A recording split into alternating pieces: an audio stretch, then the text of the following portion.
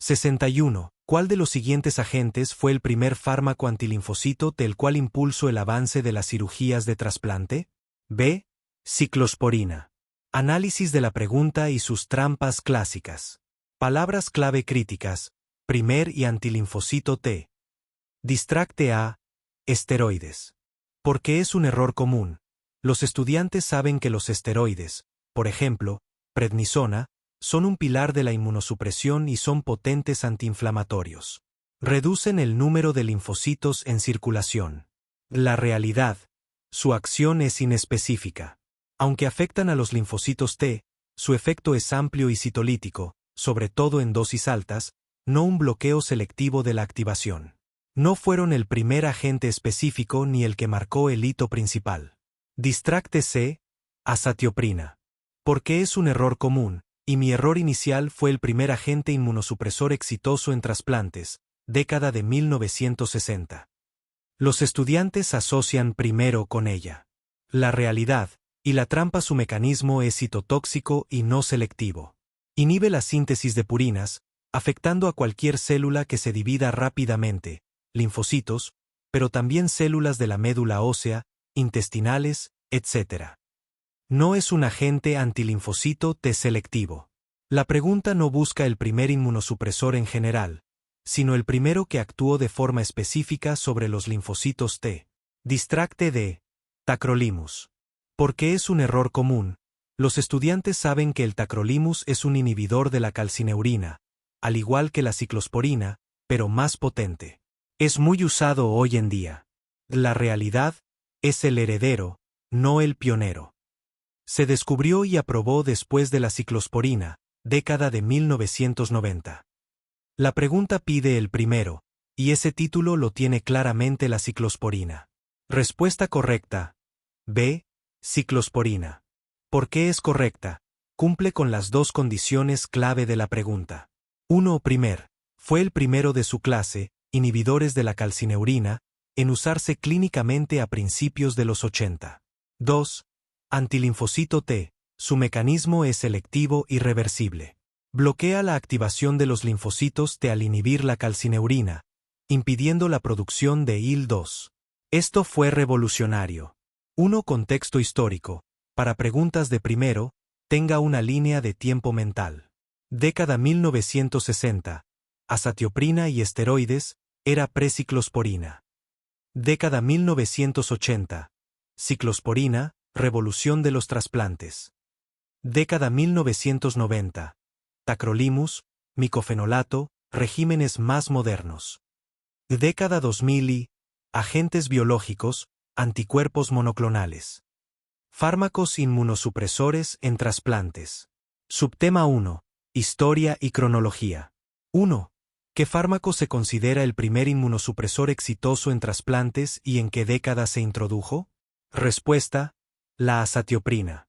Se introdujo en la década de 1960. 2. ¿Qué fármaco marcó la revolución o era moderna de los trasplantes al permitir tasas de supervivencia mucho mayores? Respuesta: la ciclosporina. Su introducción a principios de los años 80 fue un punto de inflexión. 3. ¿Por qué la ciclosporina es considerada el primer fármaco antilinfocito T verdadero, a diferencia de la azatioprina?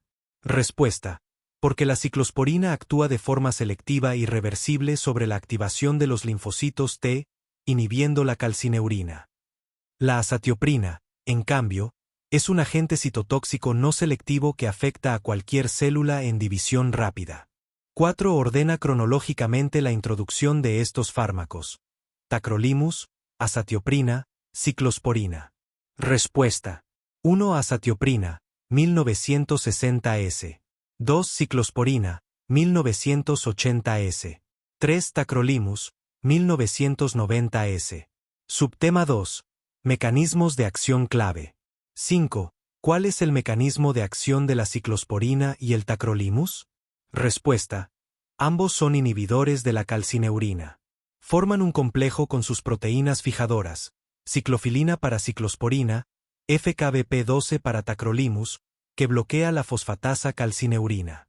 Esto impide la translocación del MFAT al núcleo, y por lo tanto, La transcripción de citocinas como la IL-2, esencial para la activación y proliferación de linfocitos T. 6. ¿En qué se diferencia a nivel molecular la ciclosporina del tacrolimus? Respuesta. Se diferencian en su proteína fijadora intracelular. Ciclosporina se une a la ciclofilina. Tacrolimus se une a la FKBP12, proteína fijadora de tacrolimus. Ambos complejos resultantes inhiben la calcineurina. 7. ¿Cuál es el mecanismo de acción de la azatioprina? Respuesta. Es un antimetabolito de las purinas. Se metaboliza a mercaptopurina y se incorpora al ADN, inhibiendo la síntesis de nucleótidos, en consecuencia, la división celular. Es no selectivo. 8. ¿Cuál es el mecanismo de acción del micofenolato mofetilo, MMF? Respuesta. Inhibe de forma selectiva y no competitiva a la inosina monofosfato deshidrogenasa, IMPDU, una enzima clave en la vía de síntesis de novo de las guaninas. Esto inhibe preferentemente la proliferación de linfocitos T y B. 9. ¿Cómo actúan los inhibidores de mTOR como sirolimus, rapamicina y everolimus? Respuesta. Forman un complejo con la FKBP12, pero en lugar de inhibir la calcineurina, este complejo bloquea la diana de la rapamicina en mamífero, mTOR. Esto detiene la progresión del ciclo celular de la fase G1 a la fase S, inhibiendo la proliferación de linfocitos T en respuesta a la IL-2. 10. ¿Cuál es la principal diferencia en el mecanismo entre tacrolimus y sirolimus si ambos se unen a la FKBP12? Respuesta. El complejo tacrolimus FKBP12 inhibe la calcineurina, bloquea la activación temprana del linfocito T. El complejo sirolimus FKBP12 inhibe mTOR, bloquea la proliferación en respuesta a señales como la IL-2.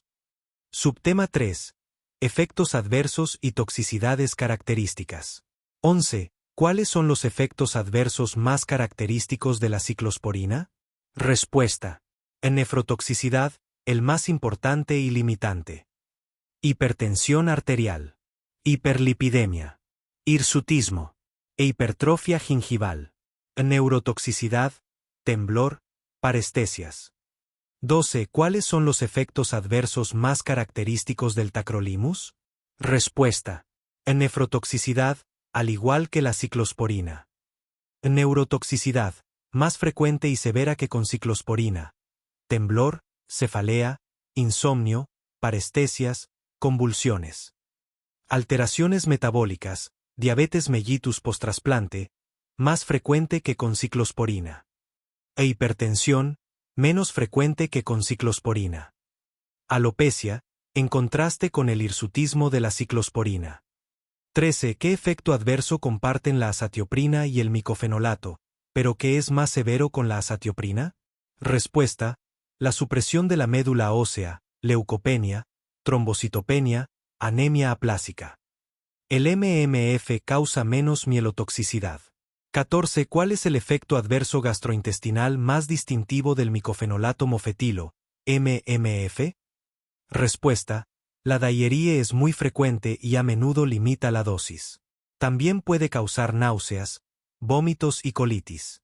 15. ¿Qué toxicidad característica y potencialmente mortal comparten todos los antimetabolitos, azatioprina, MMF, como clase? Respuesta. Todos pueden causar supresión de la médula ósea, lo que aumenta el riesgo de infecciones graves y sangrado. 16. ¿Cuál es un efecto adverso metabólico distintivo de sirolimus, rapamicina? Respuesta. La hiperlipidemia, hipercolesterolemia e hipertrigliceridemia es muy prominente. También causa neumonitis intersticial, úlceras aftosas y supresión de la médula ósea. 17. ¿Por qué los inhibidores de la calcineurina, ciclosporina, tacrolimus, son nefrotóxicos? Respuesta. Producen vasoconstricción de las arteriolas aferentes y eferentes del glomérulo, lo que reduce el flujo sanguíneo renal y la tasa de filtración glomerular, TFG, llevando a daño renal agudo y crónico. Subtema 4. Usos clínicos y aplicaciones específicas. 18. ¿En qué tipo de trasplante es el tacrolimus el inhibidor de la calcineurina de primera elección en la mayoría de los protocolos? Respuesta. En el trasplante hepático. También es el más usado en trasplante de riñón, corazón y pulmón. 19. ¿Cuál es una ventaja clave del micofenolato mofetilo, MMF, sobre la azatioprina? Respuesta: es más potente y selectivo para los linfocitos, y causa menos mielosupresión. Por esto, ha reemplazado en gran medida a la azatioprina en la terapia triple de mantenimiento. 20. ¿Cuál es el uso principal de sirolimus, rapamicina, en trasplantes hoy en día? Respuesta: se usa como agente de rescate cuando hay toxicidad por inhibidores de la calcineurina, por ejemplo, nefrotoxicidad progresiva, o en regímenes libres de calcineurina. También por sus propiedades antiproliferativas en stents farmacoactivos. 21. Nombra la tríada clásica de inmunosupresores utilizada en la terapia de mantenimiento para prevenir el rechazo crónico. Respuesta: 1. Un inhibidor de la calcineurina, tacrolimus o ciclosporina. 2. Un antimetabolito, micofenolato mofetilo o azatioprina. 3. Corticosteroides, prednisona. 22. ¿Qué fármaco se utiliza a menudo en la terapia de inducción, al momento del trasplante, por su acción rápida y potente sobre los linfocitos? Respuesta: los anticuerpos policlonales, ATG, globulina antitimocítica, o anticuerpos monoclonales como el basiliximab, anti-CD25, o alemtuzumab, anti-CD52. Subtema 5. Preguntas de integración y comparación directa. 23. Compara la neurotoxicidad de tacrolimus vs ciclosporina. Respuesta: el tacrolimus tiene una mayor incidencia y severidad de neurotoxicidad, temblores finos, cefalea, insomnio, parestesias y riesgo de leucoencefalopatía posterior reversible. 24. Compara el perfil metabólico, diabetes, dislipidemia, de tacrolimus vs ciclosporina. Respuesta: diabetes postrasplante, más frecuente con tacrolimus. Dislipidemia, hipercolesterolemia / hipertrigliceridemia más frecuente con ciclosporina y sirolimus. 25. Si un paciente desarrolla hirsutismo e hipertrofia gingival con ciclosporina, ¿qué alternativa se podría considerar? Respuesta: cambiar a tacrolimus, que no causa estos efectos, y de hecho, puede causar alopecia. 26.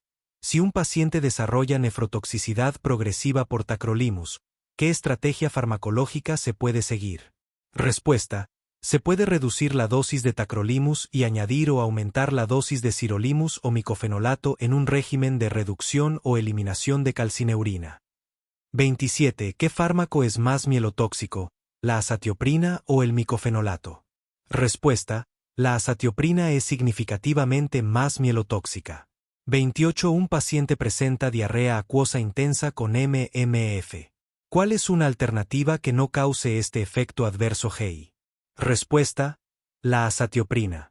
Aunque es menos potente y más mielotóxica, es una alternativa válida cuando el MMF no es tolerado. 62. ¿Cuál de estos parásitos se asocia a la apendicitis aguda? B. Ascaris. Errores comunes y cómo evitarlos. 1. Asociación superficial o emparejamiento rápido. Error: memorizar asociaciones simples sin entender el mecanismo fisiopatológico. Por ejemplo, parásito igual a problema intestinal, apéndice igual a intestino, entonces, cualquier parásito intestinal puede causarlo. Ejemplo en la pregunta: elegir Giardia o Tenia solo porque son parásitos intestinales comunes, sin saber que el mecanismo clave para la apendicitis es la obstrucción luminal por un cuerpo sólido o un gusano grueso. ¿Cómo evitarlo? Pregúntate siempre ¿cómo? ¿Y por qué? No te quedes con el qué. ¿Cómo causa Ascaris la apendicitis? Obstruyendo físicamente la luz. ¿Por qué la Giardia no lo hace? Porque es un protozoo que no obstruye. 2. Confundir el síndrome clínico principal. Ejemplo en la pregunta: anquilostomas. Su principal efecto es la anemia ferropénica por succión de sangre. Un estudiante que los asocie con dolor abdominal podría marcarlos erróneamente, pero el mecanismo no es obstructivo como el de Ascaris. Giardias. Su principal manifestación es la diarrea crónica y el síndrome de malabsorción. No causa obstrucción. 3. Falta de especificidad en el mecanismo fisiopatológico. Error: saber que un parásito puede causar problemas abdominales, pero no el mecanismo específico que lo relaciona con la patología en cuestión. Ejemplo en la pregunta, la clave no era que parásito causa dolor abdominal, sino que parásito causa apendicitis aguda.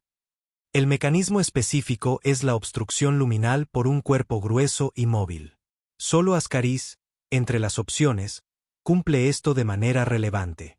4. Memorizar sin contexto clínico.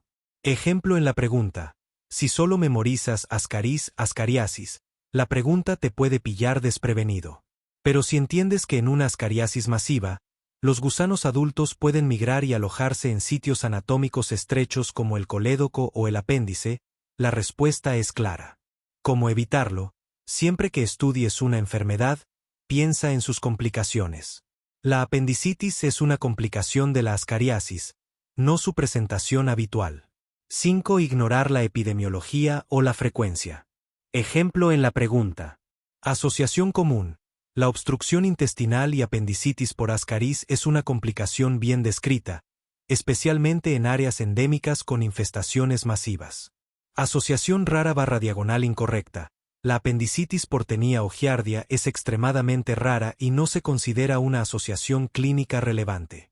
Parásitos y apendicitis aguda. Subtema 1. Conceptos generales y mecanismos fisiopatológicos. Pregunta 1. ¿Cuál es el principal mecanismo por el cual un parásito puede desencadenar una apendicitis aguda? Respuesta: la obstrucción de la luz apendicular. El parásito actúa como un cuerpo extraño que bloquea el drenaje normal, lo que lleva a un aumento de la presión intraluminal, isquemia de la pared, proliferación bacteriana e inflamación. Pregunta 2. Además de la obstrucción mecánica, ¿qué otro mecanismo patogénico puede contribuir a la apendicitis por parásitos? Respuesta: la respuesta inflamatoria local directa que el parásito o sus huevos provocan en la mucosa del apéndice. Pregunta 3. ¿La apendicitis de origen parasitario es más común en qué grupo de edad y en qué contextos geográficos? Respuesta: es más prevalente en niños y en regiones tropicales y en vías de desarrollo con condiciones sanitarias deficientes y altas tasas de parasitosis intestinal. Pregunta 4. ¿Por qué el diagnóstico de apendicitis parasitaria suele ser preoperatorio o incidental?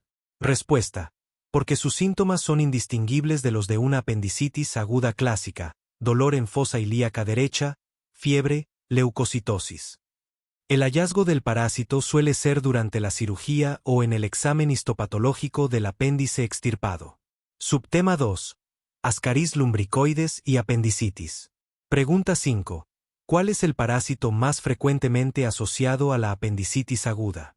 Respuesta: Ascaris lumbricoides. Pregunta 6.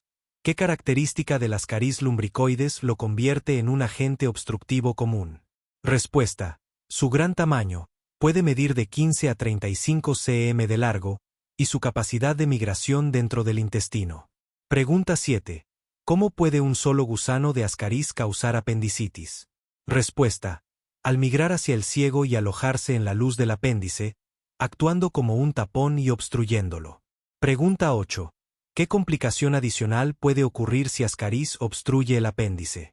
Respuesta: puede causar perforación apendicular debido a la necrosis de la pared por la presión y la isquemia. Pregunta 9. ¿Cuál es el tratamiento quirúrgico estándar para la apendicitis aguda por Ascaris? Respuesta: la apendicectomía, extirpación del apéndice. Pregunta 10.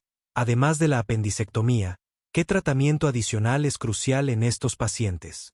Respuesta: la administración de antihelmínticos, como albendazol o mebendazol, en el postoperatorio para eliminar cualquier parásito adulto remanente en el intestino. Subtema 3. Otros parásitos asociados, causales y no causales. Pregunta 11. Además de Ascaris, nombre otros 2 helmintos, gusanos, que pueden asociarse a apendicitis. Respuesta: Enterobius vermicularis, Oxiuro, y Taenia sp. Tenia. Pregunta 12. ¿Cuál es el parásito que, a pesar de ser muy común, se encuentra con frecuencia como un hallazgo incidental en las apendicectomías y su rol causal es controvertido? Respuesta: Enterobius vermicularis, Oxiuro. Pregunta 13. ¿Por qué el rol de Enterobius vermicularis en la apendicitis es controvertido? Respuesta: porque en la mayoría de los casos no causa obstrucción ni una reacción inflamatoria significativa, y se lo encuentra en apéndices que no presentan inflamación aguda. Pregunta 14. ¿Qué protozoo, a pesar de causar diarrea, no se asocia típicamente con apendicitis aguda obstructiva? Respuesta: Giardia lamblia. Pregunta 15. ¿Por qué Giardia lamblia no es una causa común de apendicitis? Respuesta: porque es un protozoo flagelado de tamaño microscópico que no causa obstrucción mecánica de la luz apendicular. Se adhiere a la mucosa del intestino delgado, no del apéndice. Pregunta 16. ¿Los anquilostomas, Ankylostoma duodenale o Necator americanus, son una causa común de apendicitis? ¿Por qué? Respuesta: no. Porque su localización habitual es el duodeno y yeyuno, donde se adhieren a la mucosa para alimentarse de sangre, y no migran al ciego o apéndice para causar obstrucción. Pregunta 17. Mencione un parásito cuya presencia en el apéndice pueda causar una apendicitis pseudotumoral. Respuesta: Schistosoma sp. Los huevos del parásito pueden incrustarse en la pared apendicular, provocando una reacción de cuerpo extraño y granulomatosa que simula un tumor. Subtema 4. Diagnóstico diferencial y consideraciones clínicas. Pregunta 18. En un paciente pediátrico de una zona endémica con sospecha de apendicitis, ¿qué antecedente epidemiológico debe hacer sospechar una etiología parasitaria?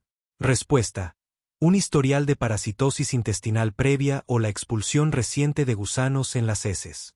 Pregunta 19. ¿Qué estudio de imagen puede ser útil para visualizar gusanos intraabdominales y sugerir el diagnóstico? Respuesta: la ecografía abdominal, que puede mostrar la imagen característica del gusano o el signo del tracto, imagen en riel o diana. Pregunta 20. ¿Cuál es la prueba de elección para confirmar una infestación por Ascaris lumbricoides? Respuesta: el examen coproparasitoscópico, análisis de heces, para identificar los huevos del parásito. Pregunta 21. ¿Por qué es importante el examen histopatológico del apéndice extirpado en áreas endémicas? Respuesta: para identificar la presencia de parásitos, o sus huevos, en la luz o la pared del apéndice y confirmar la etiología de la apendicitis. Pregunta 22. En el diagnóstico diferencial de dolor en fosa ilíaca derecha, ¿qué otras parasitosis, además de la apendicitis, deben considerarse? Respuesta: una obstrucción intestinal por Ascaris, formando un bolo de gusanos, o una colecistitis aguda por Ascaris, si el gusano migra a la vía biliar. 63. Es la incapacidad del organismo para cubrir las necesidades metabólicas de las células y las consecuencias subsiguientes. D. Estado de shock. 1. Confundir la causa con la consecuencia, o el mecanismo con el estado final. Este es el error más frecuente. Opción B. Síndrome de respuesta inflamatoria sistémica, SRIS. Error. El estudiante piensa en infección, inflamación, shock séptico y elige el SRIS como la respuesta. Porque está mal. El SRIS es un mecanismo o una causa común que puede conducir al shock.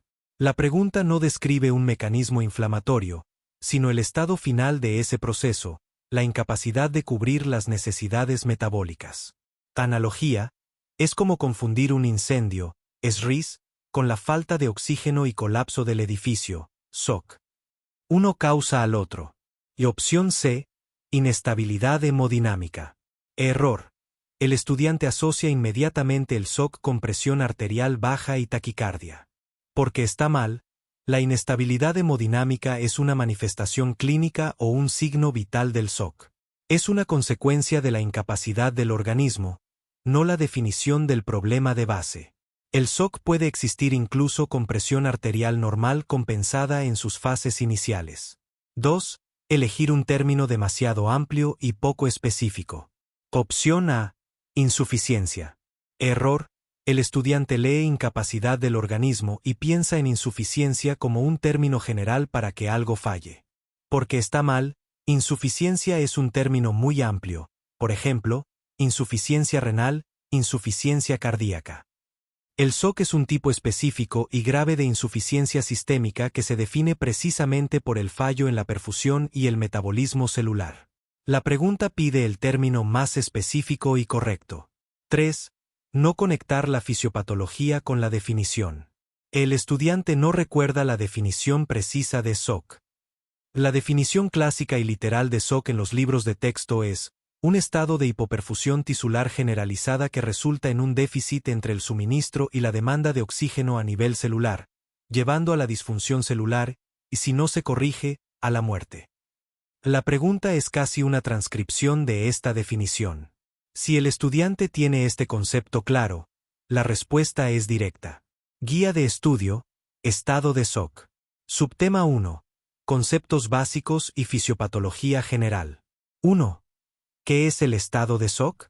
Es un estado de hipoperfusión tisular generalizada que resulta en la incapacidad del organismo para cubrir las necesidades metabólicas de las células, suministro inadecuado de oxígeno y nutrientes, lo que conduce a la disfunción celular, daño orgánico, y si no se revierte, la muerte.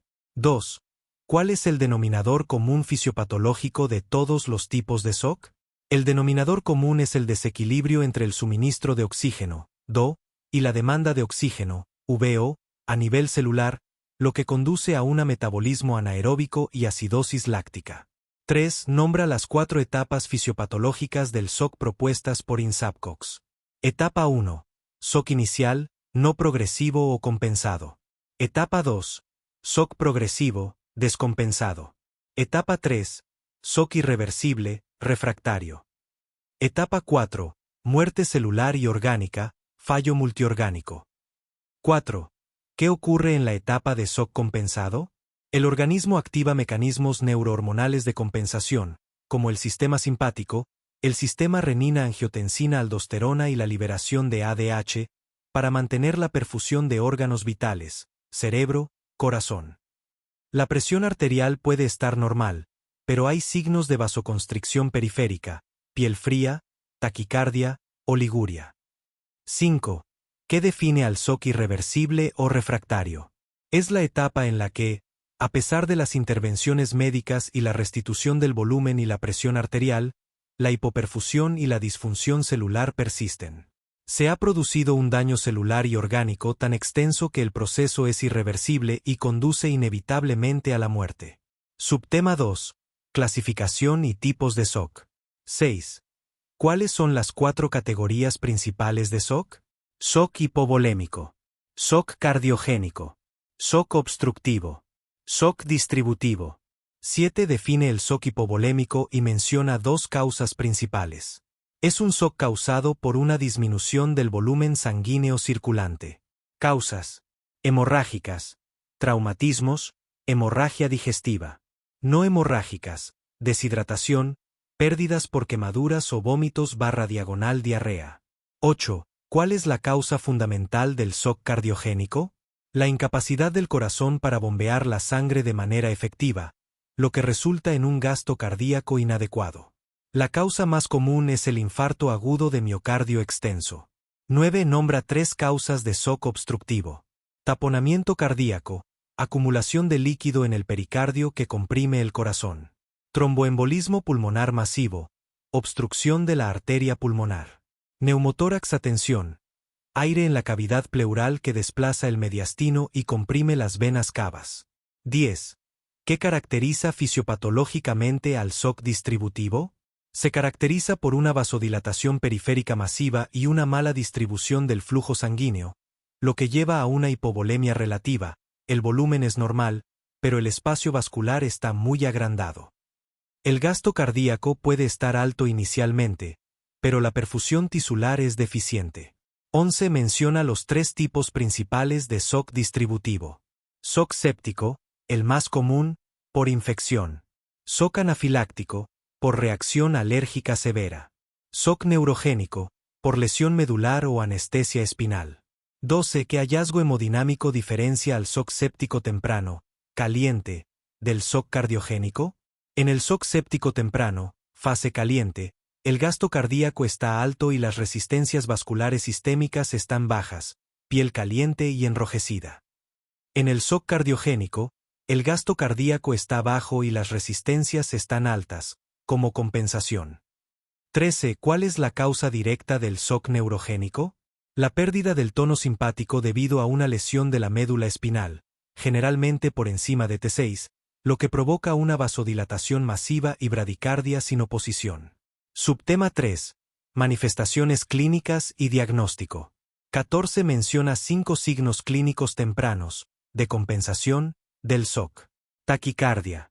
Piel pálida, fría y húmeda, excepto en SOC distributivo temprano. Disminución del llenado capilar, 2 segundos. Oliguria, disminución del gasto urinario. Ansiedad o confusión leve. 15. ¿Cuál es un signo clásico de hipoperfusión tisular a nivel metabólico? La acidosis láctica, que resulta del metabolismo anaeróbico de las células debido a la falta de oxígeno. 16. ¿Qué parámetro se utiliza para evaluar la oxigenación tisular global y es un marcador pronóstico en el SOC? Los niveles de lactato sérico.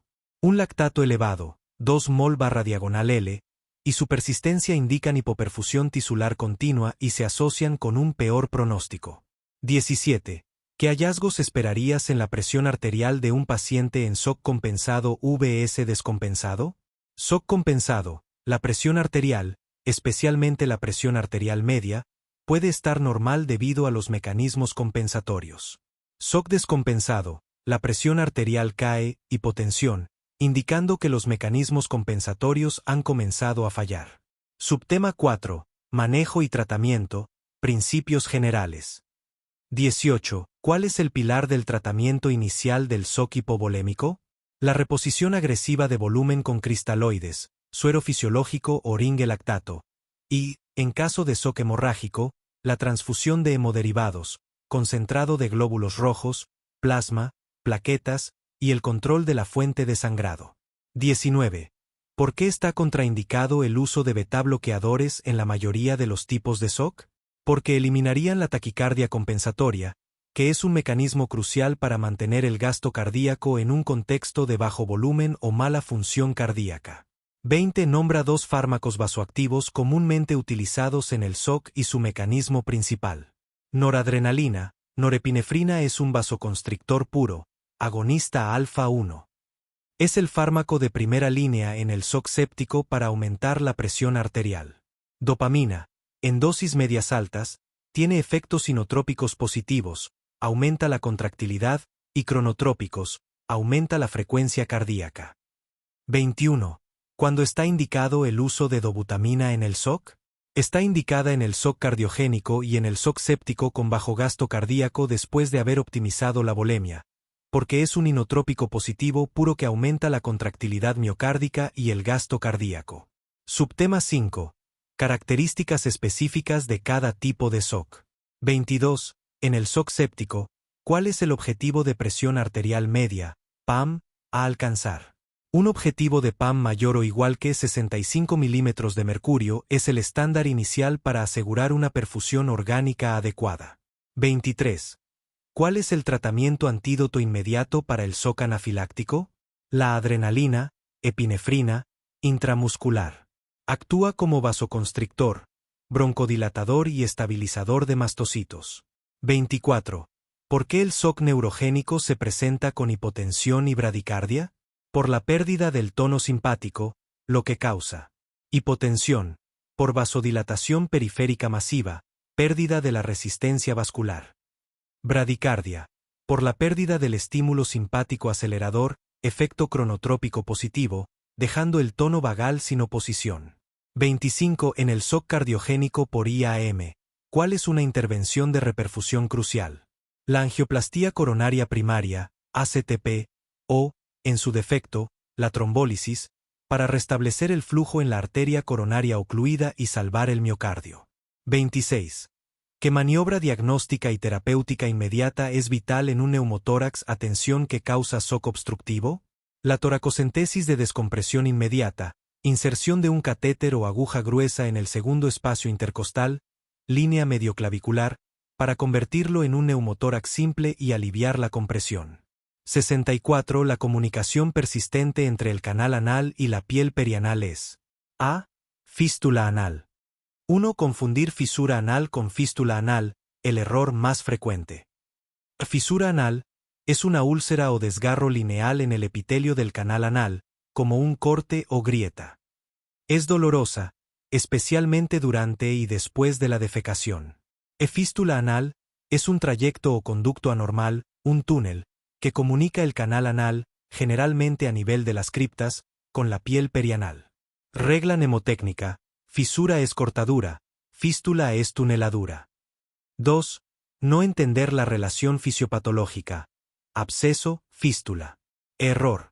Pensar que el absceso y la fístula son lo mismo o que no están conectados. Realidad. La mayoría de las fístulas anales son la secuela crónica de un absceso anal que no se curó completamente. Fase aguda. Absceso, acumulación de pus. Requiere drenaje urgente. Fase crónica. Fístula, el trayecto que persiste después del drenaje o de la ruptura del absceso. Requiere cirugía electiva.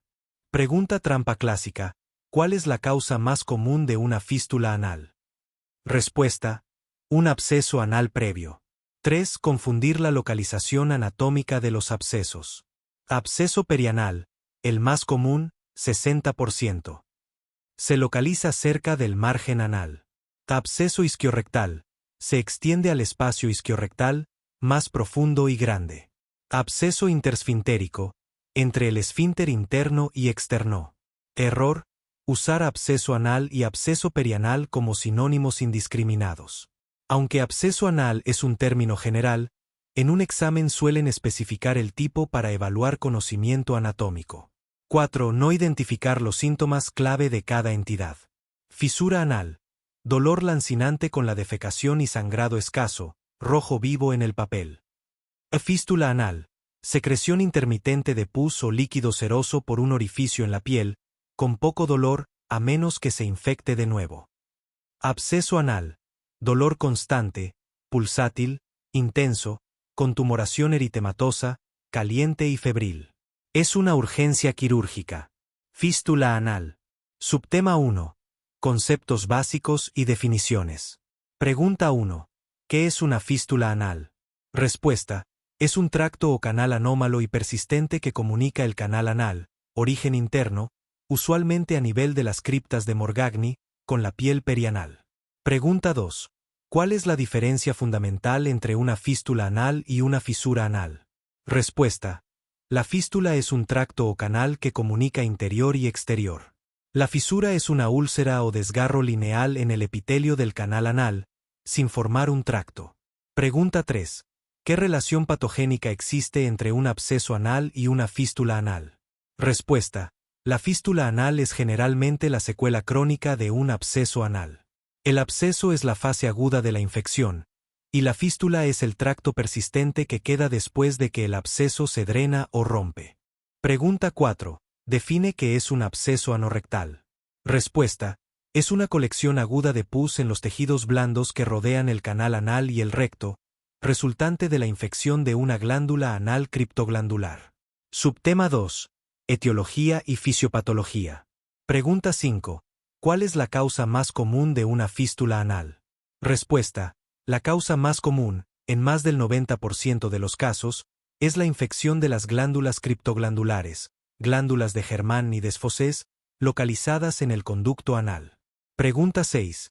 ¿Qué significa la teoría criptoglandular en la formación de fístulas? Respuesta: postula que la infección comienza en las criptas anales, invaginaciones del epitelio, y en las glándulas que drenan en ellas. La obstrucción del drenaje conduce a la formación de un absceso en la glándula, que luego sigue un trayecto a través de los espacios interestintéricos hacia la piel, creando la fístula. Pregunta 7. Nombra 3 causas menos comunes, no criptoglandulares, de fístula anal. Respuesta: enfermedad de Crohn, traumatismos, neoplasias, cáncer de recto, leucemia, radioterapia pélvica, tuberculosis, infecciones de transmisión sexual, linfogranuloma venéreo, actinomicosis. Pregunta 8. ¿Por qué la enfermedad de Crohn es una etiología importante a considerar en fístulas complejas? Respuesta: porque causa una inflamación transmural crónica que puede erosionar y crear fístulas atípicas, múltiples, complejas y de difícil tratamiento. Su manejo es often médico, biológicos, antes que quirúrgico. Subtema 3. Clasificación, Parkes, la más importante. Pregunta 9. Según la clasificación de Parkes, ¿Cuáles son los 4 tipos principales de fístulas anales? Respuesta: interestintérica, transintérica, suprasintérica, extrasintérica.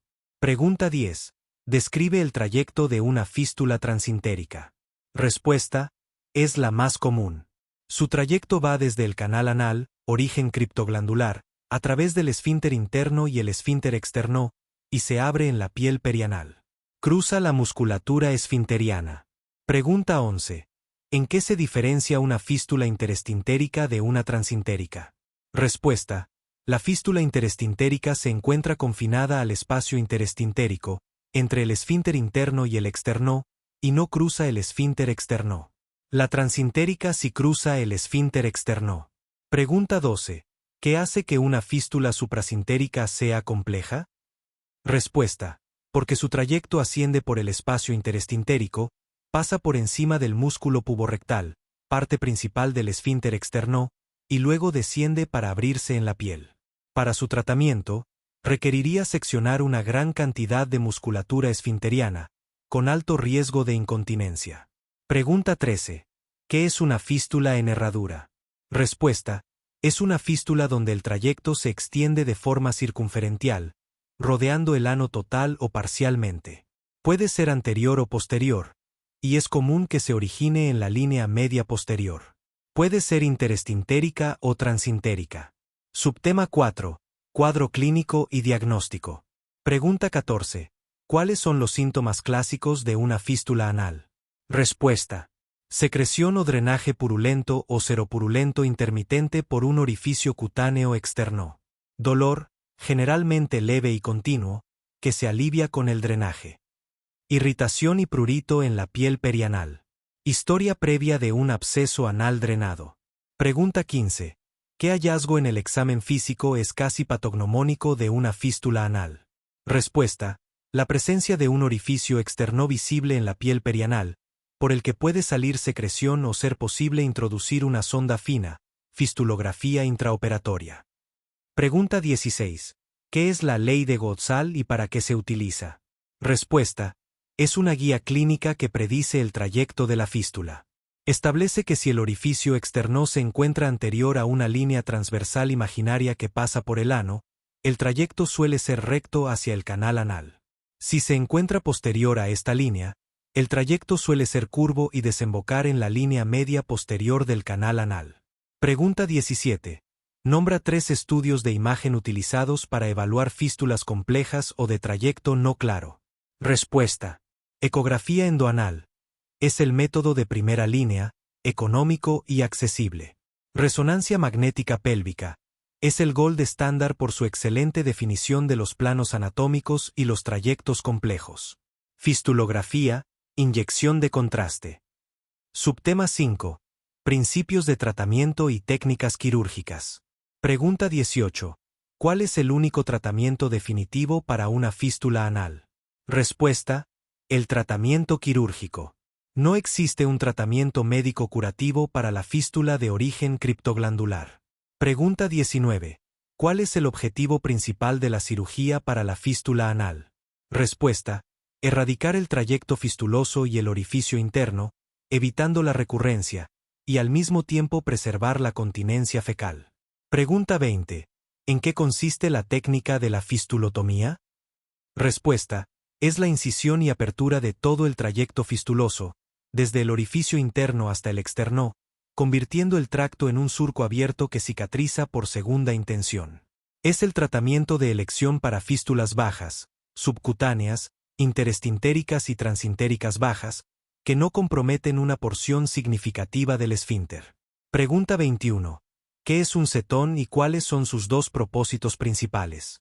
Respuesta: es un hilo, de seda, silicona, etc., que se coloca a través del trayecto fistuloso. Cetón de marcaje. Mantiene el trayecto abierto y drenado para controlar la infección antes de una cirugía definitiva. Cetón de corte, o químico se coloca ajustado y se va apretando en consultas posteriores, seccionando lentamente el tejido esfinteriano de forma controlada, permitiendo la cicatrización por detrás y minimizando el riesgo de incontinencia. Pregunta 22.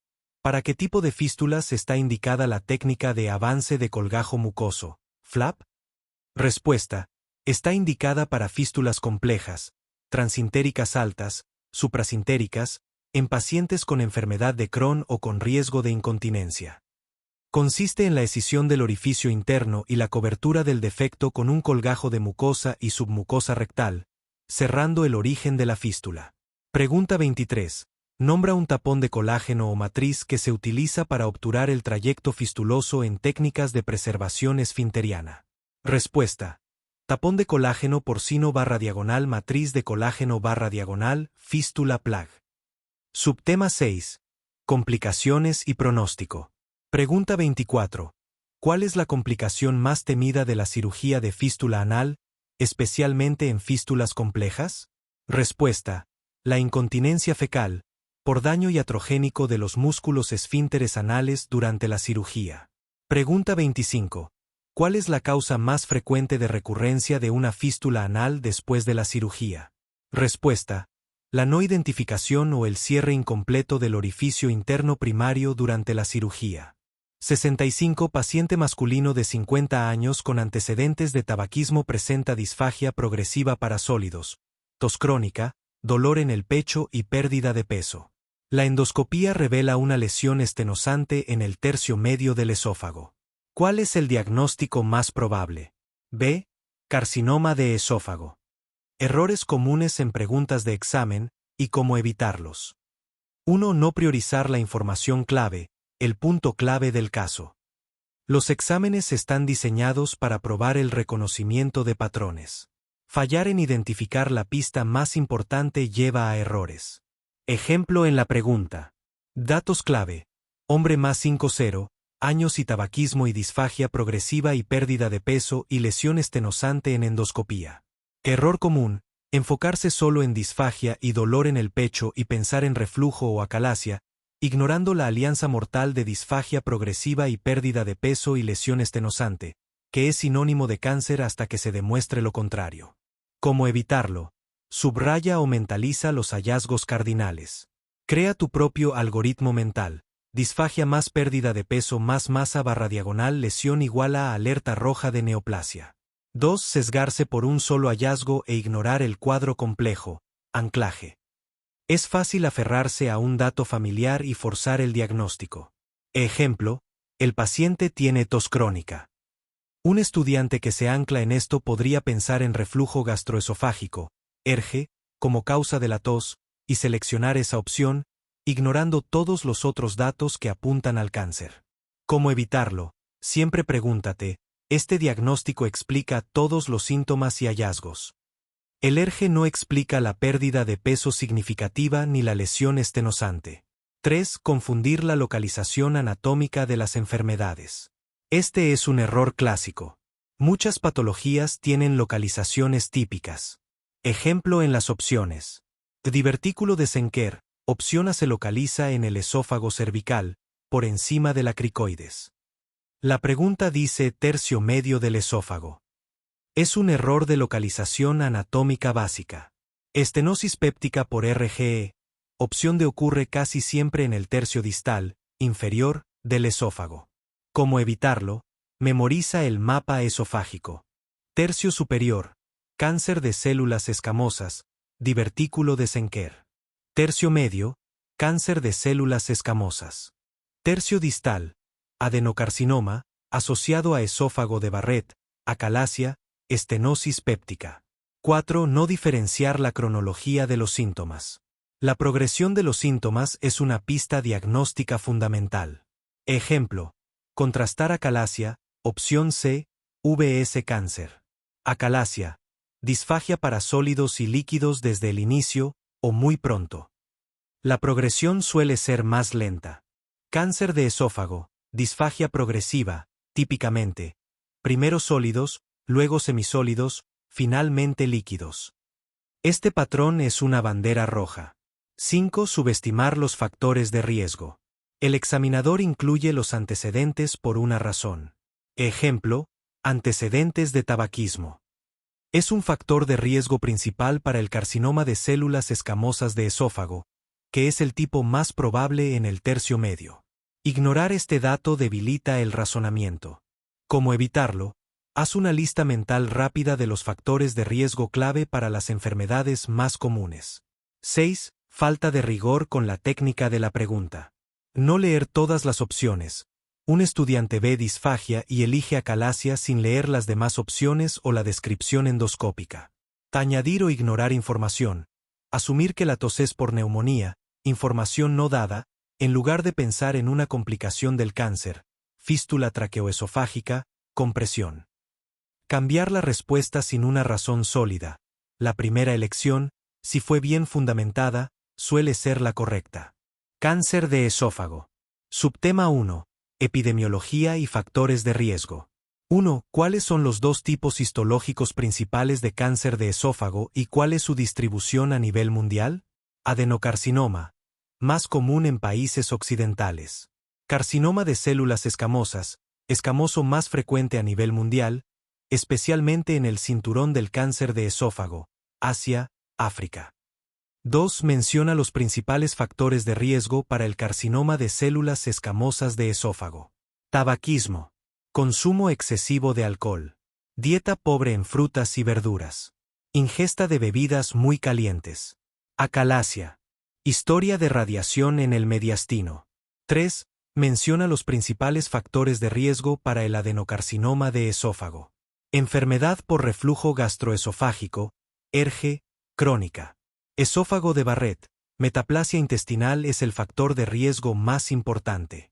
Obesidad, especialmente patrón abdominal. Tabaquismo. Sexo masculino y raza blanca. 4. ¿Qué condición precursora está directamente asociada con el desarrollo de adenocarcinoma de esófago? El esófago de Barrett, que es la transformación metaplásica del epitelio escamoso a columnar en el esófago distal como respuesta al daño crónico por ácido. 5.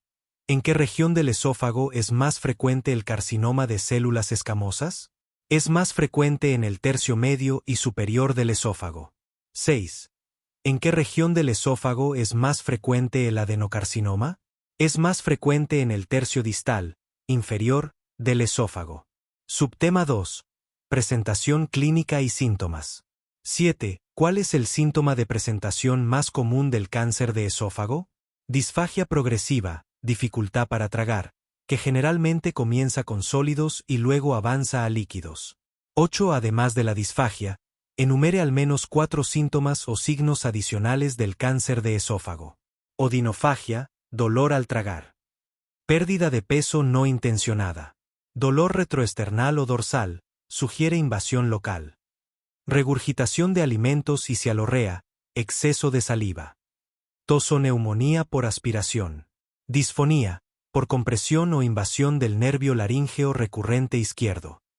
Hemorragia digestiva, aguda o crónica. 9. ¿Por qué la disfonía es un signo de mal pronóstico en un paciente con cáncer de esófago? Porque sugiere invasión tumoral del nervio laríngeo recurrente izquierdo, lo que indica enfermedad localmente avanzada y, a menudo, irresecable. 10. Un paciente con cáncer de esófago que presenta hipo persistente, ¿qué estructura podría estar siendo afectada? El nervio frénico, debido a la invasión local del tumor. Subtema 3. Diagnóstico y estadificación. 11. ¿Cuál es el estudio inicial de elección para evaluar la disfagia y sospechar cáncer de esófago?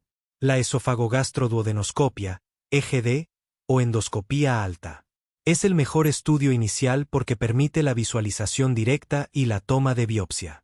12. ¿Por qué la endoscopía es superior al esofagograma en el diagnóstico del cáncer de esófago?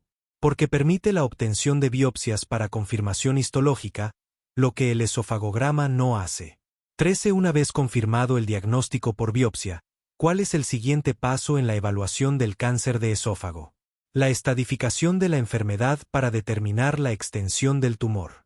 14. ¿Cuál es el estudio de imágenes más utilizado para la estadificación del cáncer de esófago? La tomografía computarizada, TC, de tórax, abdomen y pelvis. Evalúa metástasis a distancia y afectación de ganglios linfáticos. 15. Además de la TC, ¿qué otros 2 estudios de estadificación local son cruciales para planificar el tratamiento? Ecografía endoscópica, EUS es el mejor método para evaluar la profundidad de la invasión tumoral, estadio T, y la afectación de ganglios linfáticos regionales, estadio N. PET-TC es superior para detectar metástasis ocultas a distancia. 16. ¿Cuál es el sistema de estadificación utilizado para el cáncer de esófago? El sistema TNM, tumor, ganglios/nodes, metástasis, de la American Joint Committee on Cancer, AJCC. Subtema 4. Diagnósticos diferenciales. 17. Un paciente joven con disfagia para sólidos y líquidos simultáneamente y regurgitación de alimentos no digeridos. ¿Cuál es el diagnóstico más probable? Acalasia. 18. ¿Qué hallazgo radiológico es característico de la acalasia? En el esofagograma se observa un esófago dilatado con un estrechamiento en forma de pico de pájaro en la unión esófago-gástrica. 19. Una estenosis péptica en el tercio distal del esófago, secundaria a reflujo crónico. ¿Cómo se diferencia clínicamente de un cáncer? La estenosis péptica suele tener una historia larga de pirosis, acidez y reflujo, y la disfagia es de progresión más lenta. El cáncer suele presentar disfagia progresiva rápida y síntomas constitucionales, pérdida de peso. El diagnóstico definitivo es con endoscopía y biopsia. 20. Un paciente con disfagia alta, regurgitación de alimentos no digeridos y sensación de masa en el cuello. ¿Qué diagnóstico sugiere? Divertículo de Schenker, divertículo faríngeo. 21. La esofagitis infecciosa, EJ, por cándida o HSV, suele presentarse en pacientes inmunodeprimidos. ¿Cuál es su síntoma característico? Odinofagia, dolor al tragar, que suele ser más prominente que la disfagia. Subtema 5. Tratamiento y pronóstico. 22. ¿Cuál es el tratamiento curativo estándar para el cáncer de esófago localizado, estadios I3, en un paciente con buen estado funcional? Resección quirúrgica, esofagectomía. A menudo se combina con quimioterapia o radioterapia neoadyuvante o adyuvante. 23. ¿Cuál es la opción de tratamiento para pacientes con enfermedad localmente avanzada que no son candidatos a cirugía? Quimiorradiación definitiva, combinación de quimioterapia y radioterapia sin cirugía. 24. Para tumores superficiales confinados a la mucosa, estadios muy tempranos, ¿qué procedimiento endoscópico puede ser curativo? La resección endoscópica de la mucosa, EMR, o la disección endoscópica de la submucosa, ESD. 25. En pacientes con enfermedad metastásica, estadio 4, ¿cuál es el objetivo del tratamiento? El tratamiento es paliativo, dirigido a controlar los síntomas, mantener la calidad de vida y prolongar la supervivencia. Se utiliza quimioterapia, terapia dirigida e intervenciones paliativas para la disfagia. 26. Menciona 2 procedimientos paliativos para aliviar la disfagia en un cáncer de esófago avanzado. Colocación de una prótesis, stent, esofágica autoexpandible. Terapia con láser o fotocoagulación para destruir el tumor obstructivo. Braquiterapia, radioterapia interna. 27 de enero general. ¿Cuál es el pronóstico del cáncer de esófago y por qué? ¿Desfavorable o pobre? Esto se debe a que la mayoría de los pacientes se diagnostican en estadios avanzados, ya que los síntomas aparecen tarde, cuando el tumor ya ha invadido estructuras adyacentes o ha hecho metástasis. 28. Paciente masculino de 55 años, fumador y bebedor empedernido. Acude por disfagia y dolor retroesternal. La endoscopía revela una lesión estenosante en el tercio medio. La biopsia reporta carcinoma. ¿Qué tipo histológico es el más probable? Carcinoma de células escamosas, escamoso. 29. Un paciente con diagnóstico reciente de cáncer de esófago comienza con voz ronca. ¿Qué complicación está ocurriendo y qué estructura está afectada? Complicación por invasión local del tumor al nervio laríngeo recurrente izquierdo, causando parálisis de la cuerda vocal ipsilateral y disfonía. Indica enfermedad avanzada. 66. Paciente masculino de 50 años, va a consulta por dolores de espalda baja, antecedentes de paciente fumador. Al examen físico se detecta una masa pulsátil en la región umbilical y dolor abdominal al presionar ligeramente. ¿Cuál es el diagnóstico más probable? B. Aneurisma de aorta abdominal. 1. Ignorar la pista dorada o el hallazgo patognomónico. Error. No darle el peso suficiente al dato más específico de la historia. En este caso, la masa pulsátil. Una hernia umbilical es una masa, pero no es pulsátil. Un tumor de páncreas o mesenterio puede ser una masa, pero no es pulsátil. La única masa pulsátil en la línea media, especialmente en un hombre mayor fumador, es casi siempre un aneurisma de aorta abdominal, AAA. Consejo. Subraya mentalmente las palabras clave que son altamente específicas de una enfermedad. 2. Sobreenfocarse en un dato menos relevante, sesgo de confirmación. Error. Agarrarse del primer diagnóstico que viene a la mente y buscar datos que lo confirmen, ignorando los que lo descartan. En este caso, un estudiante que piensa en hernia umbilical se enfoca en masa en región umbilical e ignora por completo pulsátil y fumador. Un estudiante que piensa en cáncer de páncreas se enfoca en dolor de espalda, dolor referido y masa, pero ignora la pulsatilidad y la edad, un poco joven para cáncer de páncreas sin otros síntomas. Consejo. Haz una lista mental de todos los hallazgos clave antes de saltar a una conclusión. 3. Subestimar los factores de riesgo epidemiológicos. Error. No considerar la población de riesgo clásica para una enfermedad. En este caso, aneurisma de aorta abdominal. Hombre, 65 años, aunque puede verse desde los 50, fumador, hipertenso. Este paciente encaja perfectamente. De hernia umbilical. Es más común en mujeres, obesos, multíparas. No se asocia con tabaquismo. Tumor de páncreas. Factores de riesgo como tabaquismo se aplican, pero la presentación suele ser con ictericia indolora, si está en la cabeza, dolor abdominal y pérdida de peso. La masa pulsátil no es una característica. Consejo. Memoriza el retrato robot del paciente típico para las enfermedades más importantes. 4. Diagnóstico por proximidad geográfica. Error. Elegir una opción solo porque suena parecido o está en la misma zona anatómica, sin pensar en la fisiopatología. En este caso, masa en el ombligo, hernia umbilical. Es un error de proximidad geográfica. La hernia es un defecto de la pared abdominal, mientras que el AAA es una patología intraabdominal que se manifiesta como una masa profunda pulsátil. Consejo. Pregúntate, ¿cuál es el mecanismo fisiopatológico que explica todos los síntomas? 5. No priorizar el diagnóstico más peligroso, no maleficencia en exámenes. Error, en un escenario clínico, y por extensión en un examen, se debe priorizar el diagnóstico que, si no se trata, tiene la mayor morbilidad o mortalidad. En este caso, hernia umbilical, generalmente no es una emergencia, a menos que se estrangule. Tumor de páncreas /diagonal mesenterio, es grave, pero no es una emergencia inmediata en minutos /diagonal horas. Aneurisma de aorta abdominal, AAA es una emergencia quirúrgica o médica potencial. Un AAA con dolor, especialmente dolor de espalda, sugiere expansión o filtración, que es un precursor de la ruptura catastrófica. La mortalidad por ruptura es extremadamente alta. Consejo. En un caso con hallazgos sugerentes de una condición potencialmente mortal, esa suele ser la respuesta correcta en un examen. Guía de repaso. Aneurisma de aorta abdominal, AAA. Fisiopatología y factores de riesgo. 1. ¿Cuál es la definición patológica de un aneurisma de aorta abdominal? Dilatación arterial localizada que supera en más del 50% el diámetro normal esperado para el sexo y edad del paciente. 2.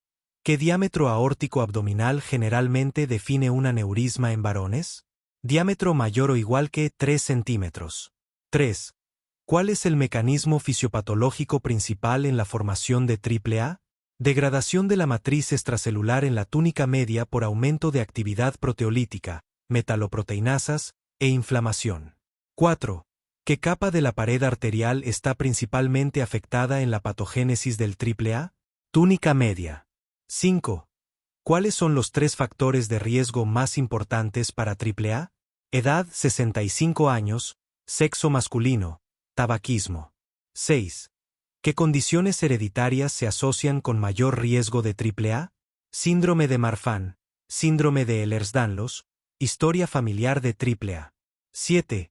¿Cómo afecta el tabaquismo al riesgo de AAA? Es el factor de riesgo modificable más fuerte. Aumenta riesgo 3 a 5 veces y acelera la tasa de expansión. Presentación clínica y diagnóstico. 8. ¿Cuáles son los 3 hallazgos clásicos de la tríada en AAA roto?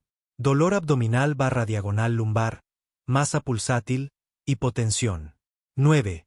¿Qué características del dolor sugieren expansión o ruptura inminente de AAA?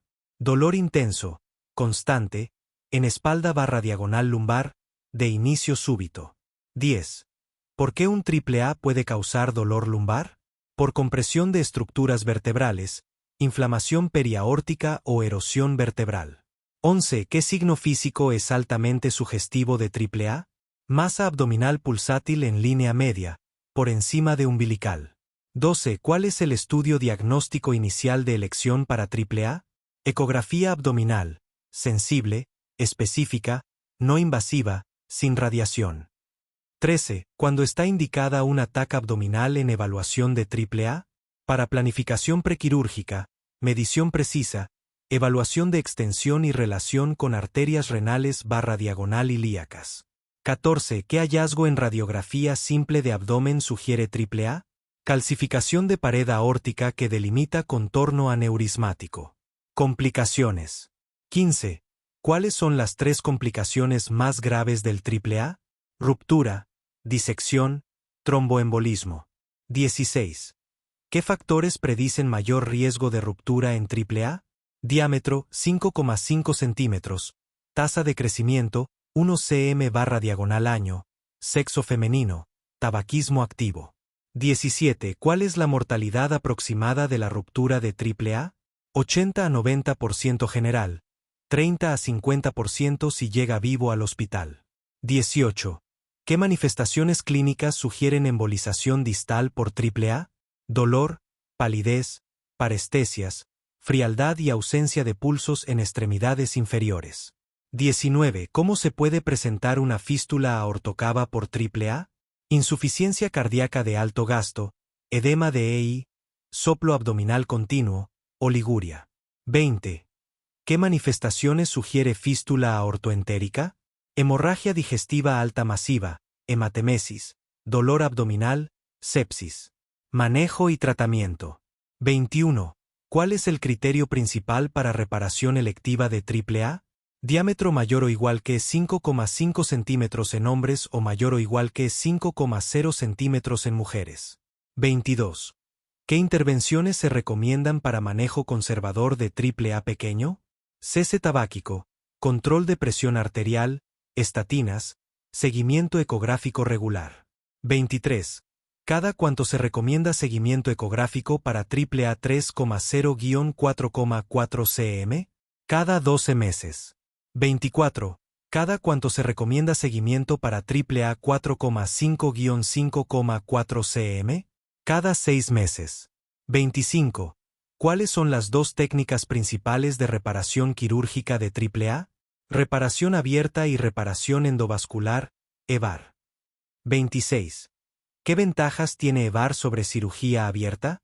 Menor mortalidad perioperatoria, menor estancia hospitalaria, recuperación más rápida. 27. ¿Qué desventajas tiene EVAR? Mayor necesidad de reintervenciones, seguimiento imagenológico indefinido, mayor costo. 28. ¿En qué pacientes está especialmente indicada la reparación abierta? Pacientes jóvenes, buena reserva fisiológica, anatomía desfavorable para EVAR. 29. ¿Cuál es el umbral de diámetro para reparación en mujeres? 5,0 centímetros, menor que en hombres debido a mayor riesgo de ruptura por diámetro. 30. ¿Qué condiciones son indicaciones para reparación independientemente del diámetro?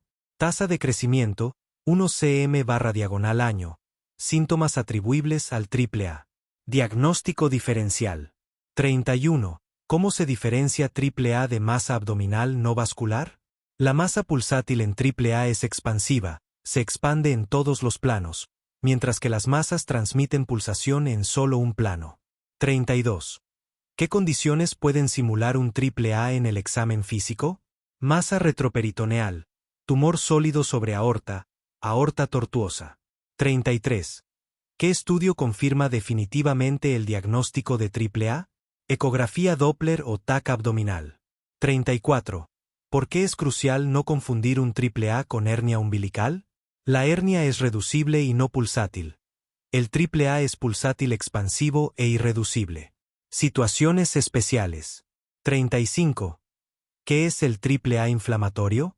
Variante con pared engrosada y fibrosis periaórtica, asociada a síntomas constitucionales y hidronefrosis. 36. ¿Cómo se maneja el AAA en paciente con enfermedad renal crónica? Preferir ecografía para seguimiento, considerar EVAR con medidas de nefroprotección si necesita TAC. 37. ¿Qué consideraciones especiales requiere el AAA en mujeres? Mayor riesgo de ruptura por diámetro, reparación a diámetros menores, anatomía más desfavorable para EVAR. 38. ¿Cuál es el abordaje en AAA roto hemodinámicamente inestable? Reparación inmediata, preferiblemente EVAR si disponible, sin estudios imagenológicos extensos.